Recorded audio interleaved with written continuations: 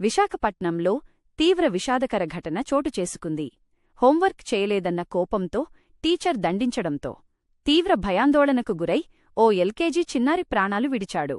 నగరంలోని little garden పాఠశాలలో LKG చదువుతున్న 6 ఏళ్ల బాలుడు ప్రణయ్ తేజ్ హోంవర్క్ చేయలేదని టీచర్ కొట్టారు. దీంతో తీవ్ర భయాందోళనకు లోనైన చిన్నారి గుక్కపెట్టి ఏడుస్తూ అక్కడికక్కడే కుప్పకూలిపోయాడు. అపస్మారక స్థితికి చేరుకున్న బాలుడిని వెంటనే సమీపంలోని ఆసుపత్రికి తరలించగా అప్పటికే చిన్నారి మృతి చెందినట్లు వైద్యులు ధృవీకరించారు.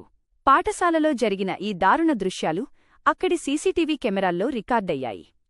ఆ ఫుటేజ్ చూసి కన్నీరు మున్నీరైన ప్రణయ్ తేజ్ తల్లిదండ్రులు, కుటుంబ సభ్యులు తీవ్ర ఆగ్రహం వ్యక్తం చేశారు.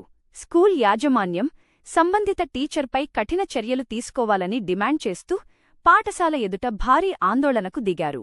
ఘటనపై సమాచారం అందుకున్న పోలీసులు కేసు నమోదు చేసుకుని దర్యాప్తు చేస్తున్నారు.